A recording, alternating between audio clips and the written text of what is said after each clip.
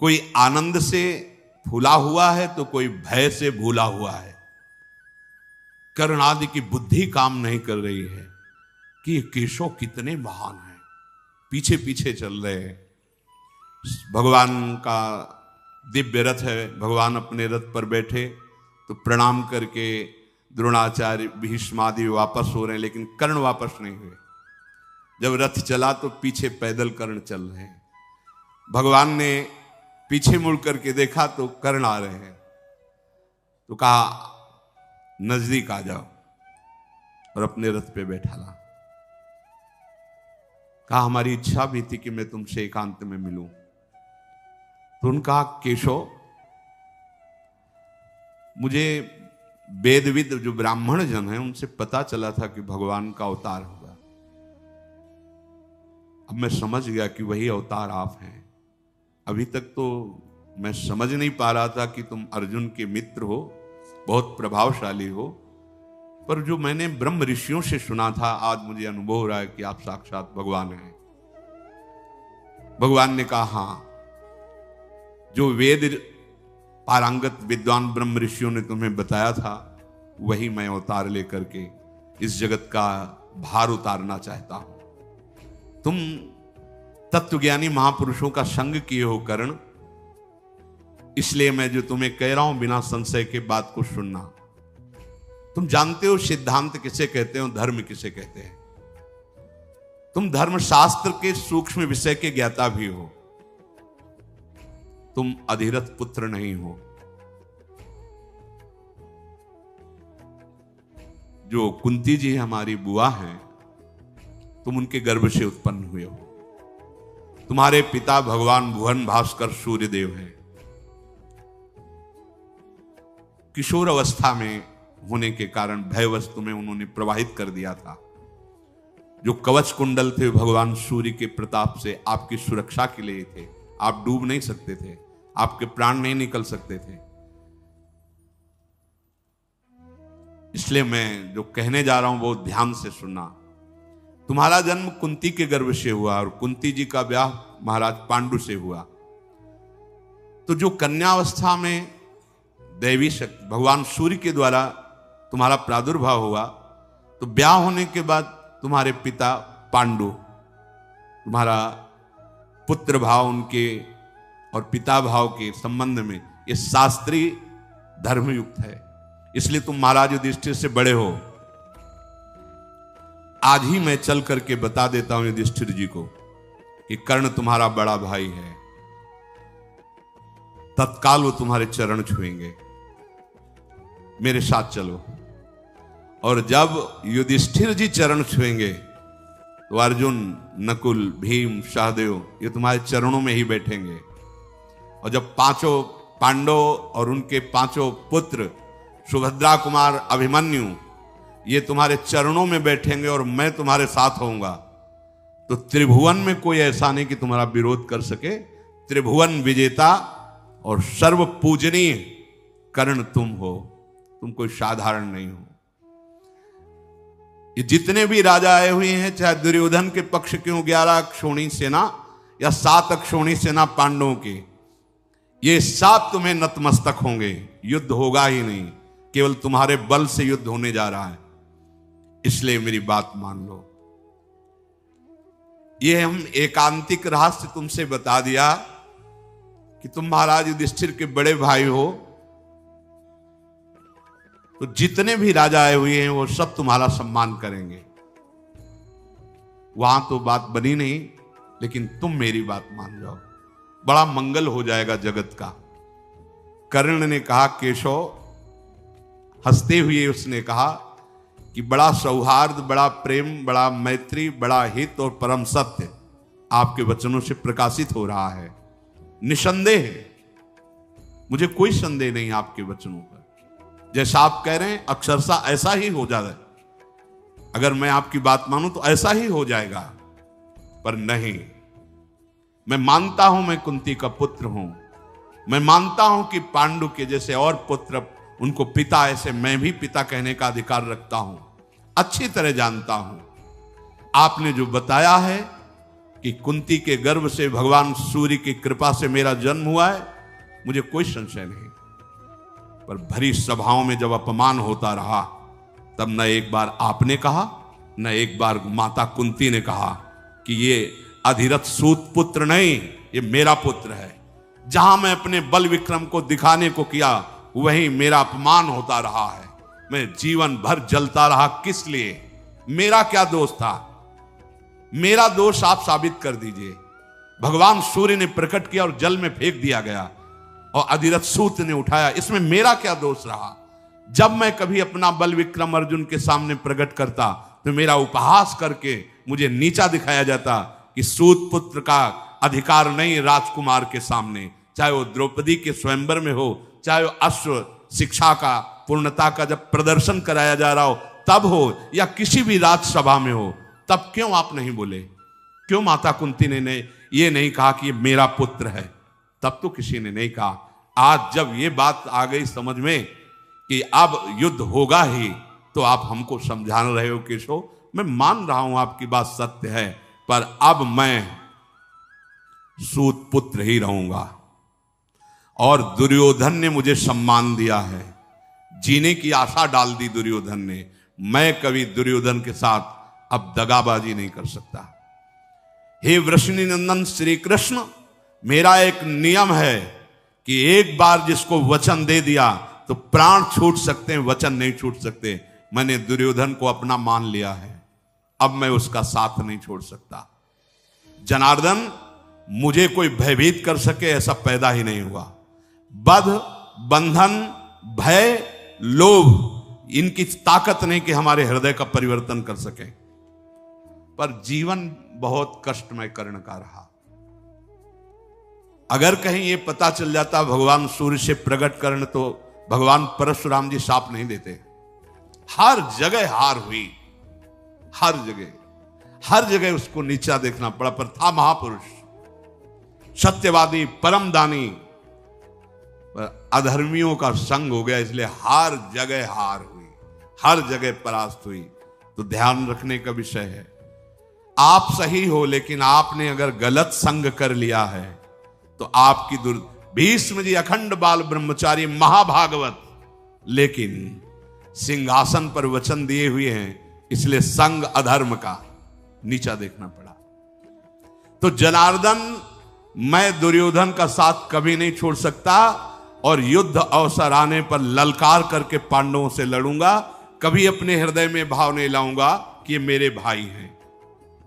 मधुसूदन, इसमें संदेह नहीं कि आप हमसे बहुत हित की बात कह रहे हैं। पांडव आपके अधीन है, आप जैसी आज्ञा करेंगे तत्काल वो वैसा कर देंगे। पर मेरे और आपके बीच में जो वार्ता हुई है, इसे न पांडव जानेंगे और न कोई संसार का व्यक्ति, जब तक युद्ध नहीं हो जाता। और युद्ध में जब मैं मारा जाऊं, तब इसके बाद आप इस बात को भले, लेकिन तब तक ये आप वचन दीजिए कि आप इसे गोपनीय रखेंगे। अपनी इंद्रियों को संयम में रखने वाले धर्मात्मा युधिष्ठिर हैं, और तुम्हें अपना प्राण मानने वाले अर्जुन हैं। इसलिए मैं पहले से कह रहा हूं कि तुम निश्चिंत रहो, मैं ही मारा जाऊंगा, क्योंकि जिसके सहायक आप हो। मैं खूब अच्छी तरह से जानता हूं कि चाहे 11 क्षोणी नहीं और भी विशाल सेना दुर्योधन रख ले, लेकिन नाश उसी का होगा, क्योंकि अधर्म से चल रहा है।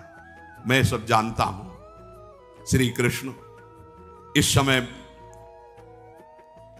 दुर्योधन, दुशासन या मुझ कर्ण पर केवल निमित्त मात्र दोष रखा जाए, क्योंकि इसके पूरे के पूरे मुखिया आप हैं। कर्ण ने कहा कि पूरे के पूरे मुखिया आप, पृथ्वी का भार दुर्योधन को निमित्त बनाकर उतारना चाहते हैं, इसीलिए ऐसा है। भगवान सब्यसाची अर्जुन तुम्हारे हाथ की कठपुतली हैं। कर्ण कह रहे, हे भगवान, सब्यसाची अर्जुन तुम्हारे हाथ की कठपुतली हैं, अर्थात तुम उनके यंत्री हो, वो तुम्हारे यंत्र हैं।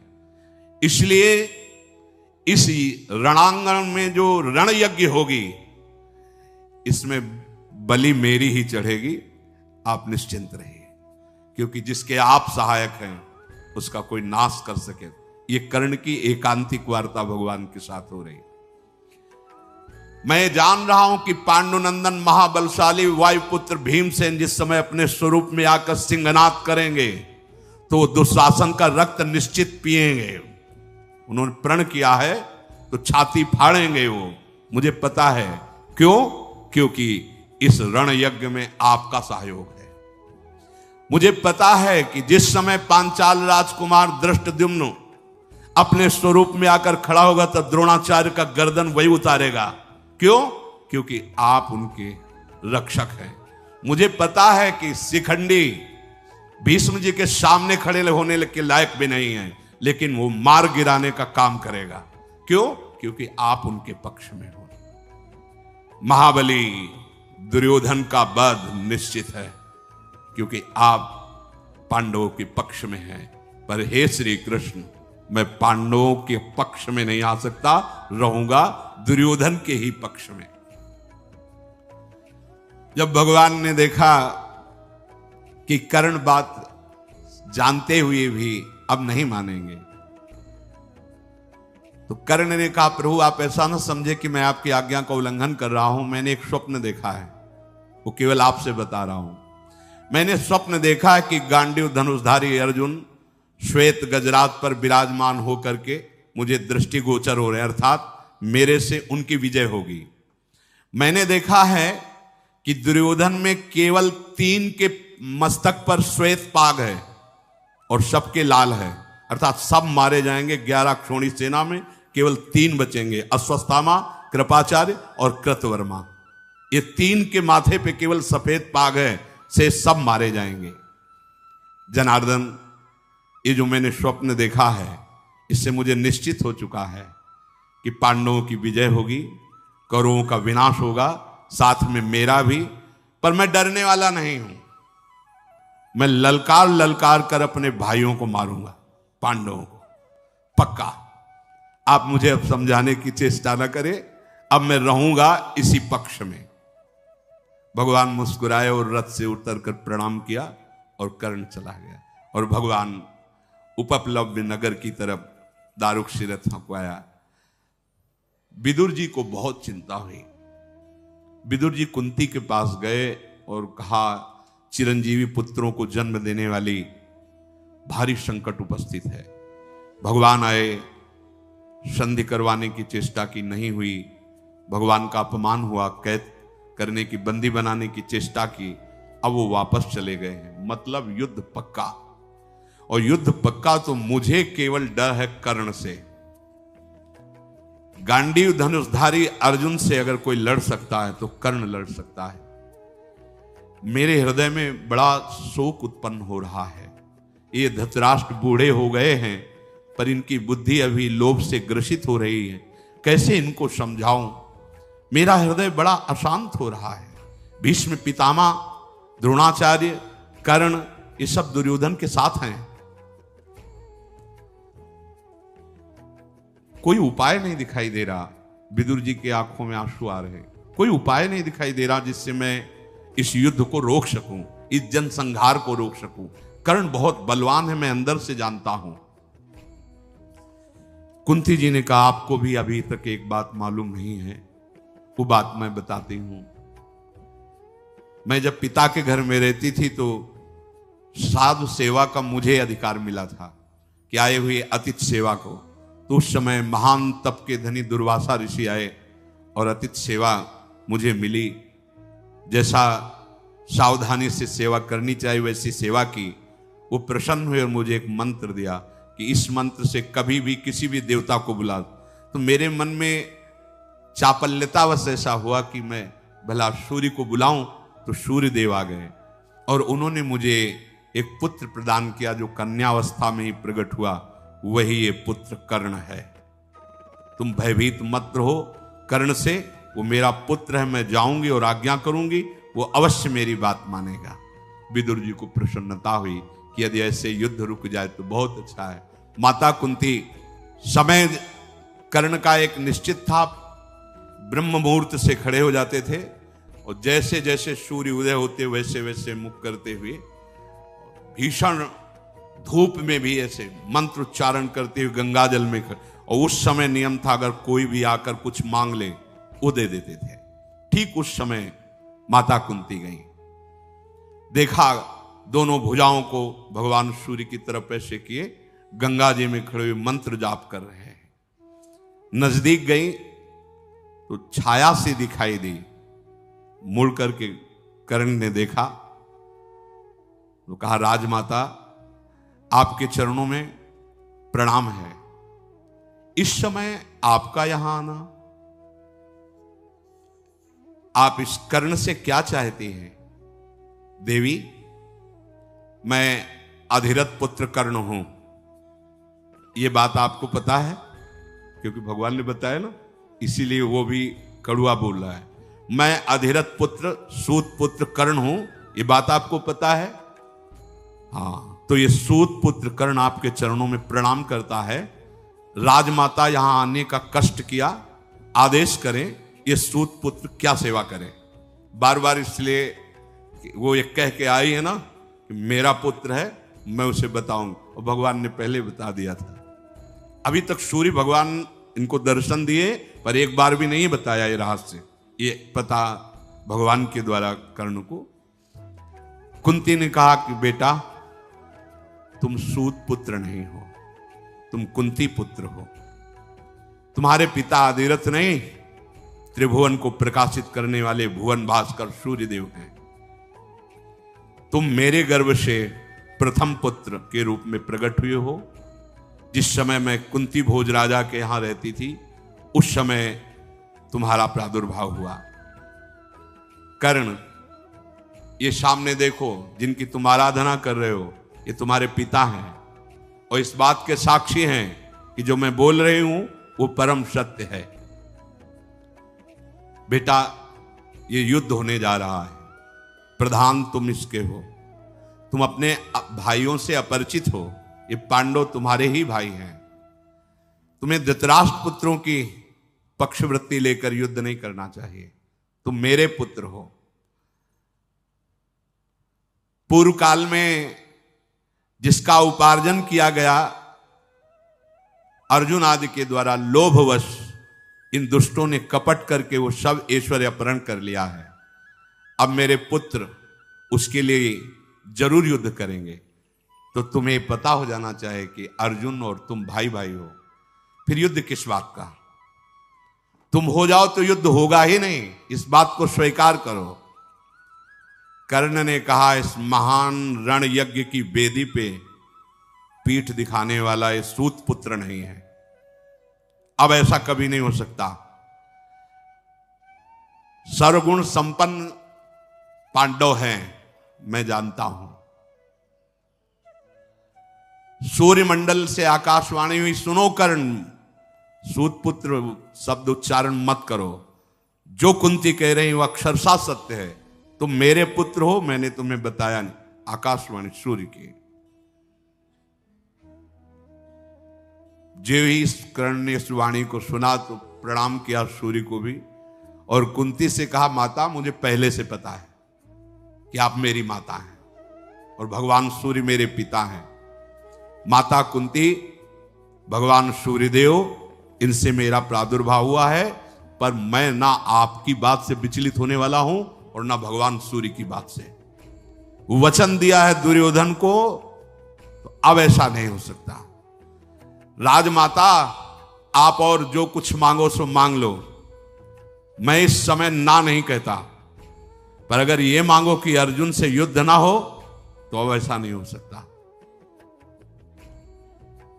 क्या आप चाहती हो, आज्ञा कीजिए। माता कुंती ने कहा कि हमें चाहती कि हमारे 6 पुत्र हैं, 5 पांडव और एक तुम, 6 पुत्रों में एक भी नहीं मरना चाहिए। उन्होंने कहा कर्ण ने कि आज तक हमने कभी किसी को ना नहीं कहा।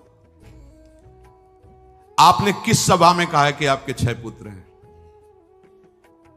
बहुत हृदय से दुखी कर्ण रहे, कभी कभी किसी ने सपोर्ट नहीं किया, न भगवान सूर्य ने कहा कहीं और न माता कुंती। जहां भी अपनी तो उसको नीचा दिखाया, ए सूत पुत्र, तो राजकुमारों के समान। तो 6 पुत्र हैं आपके, आपने किस सभा में घोषित किया है? कभी किया है? आज जब आपने देखा है कि आपके पुत्रों पे, प्राणों पे बने आई है, तो आप अब यह कहने चली आई हो कि कर्ण तुम मेरे पुत्र हो, पांडु तुम्हारे भाई हैं। मैं दुर्योधन का आश्रय लिया, मेरा जीवन निर्वाह दुर्योधन ने किया, मैं प्राण भी उसी को दूंगा, उसी के लिए न्यौछावर करूंगा। मैं कभी झूठ नहीं बोलता और मैं कभी मांगने वालों को ना भी नहीं कहता। तो इसलिए दैव बड़ा बलवान है, तुमने 5 पुत्र सदैव घोषित किए हैं, 5 ही रहेंगे, तुमको भी विमुख नहीं करेंगे। युद्ध का अवसर आएगा और जब युधिष्ठिर, भीम, नकुल, सहदेव, इनको मैं ऐसी दशा में पहुंचा दूंगा कि वध कर सकता हूं, उस दशा में मैं इनको छोड़ दूंगा, लेकिन अर्जुन को नहीं। या अर्जुन मुझे मारेगा तो 5, या मैं अर्जुन को मारूंगा तो आपके 5। आपने सभा में सदैव 5 पुत्र बताए हैं, 5 ही पुत्र रहेंगे, या कर्ण जाएगा या अर्जुन जाएगा। कुंती देवी हृदय से बहुत दुखी हुई और कहा, बेटा तो अपनी इस बात का ध्यान रखना कि हमारे अन्य पुत्रों का तुम वध मत करना, क्योंकि वो जानती हैं अंदर से कि जिसके श्री कृष्ण सहायक हैं उस अर्जुन का कौन बिगाड़ सकता है। पर यहां कर्ण के जीवन में देखने को मिला कि अगर अधर्म का संग कर ले तो कितना भी बड़ा सत्यवादी, दानी, महात्मा कोई क्यों न हो, उसे सदैव नीचा ही देखना पड़ता है। इसलिए कुसंग का त्याग करते हुए भगवद आश्रित होकर निरंतर जाप करने से नाम का, मंत्र का, गुरु वचनों का, जीव का परम मंगल हो जाता है। कभी एक क्षण भी नाम न भूले, ऐसी सावधानी रखें। शेष चर्चा आगे। श्री राधा वल्लभ लाल की।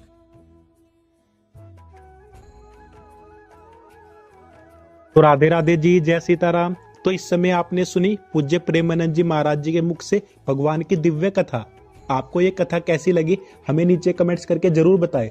और आप पूज्य प्रेमानंद जी महाराज जी के मुख से भगवान की कौन सी और दिव्य कथाएं और लीलाएं सुनना चाहते हैं, जिनसे आपकी भक्ति और भी ज्यादा आगे बढ़े और आप भगवान के और नजदीक आ पाए, हमें नीचे कमेंट्स करके जरूर बताएं। श्री जी ने अगर चाहा तो हम पूज्य प्रेमानंद जी महाराज जी द्वारा उन कथाओं को भी आपके लिए प्रस्तुत कर देंगे। तब तक के लिए आप ऐसे ही भगवान का नाम लेते रहे। राधे राधे, जय सीताराम।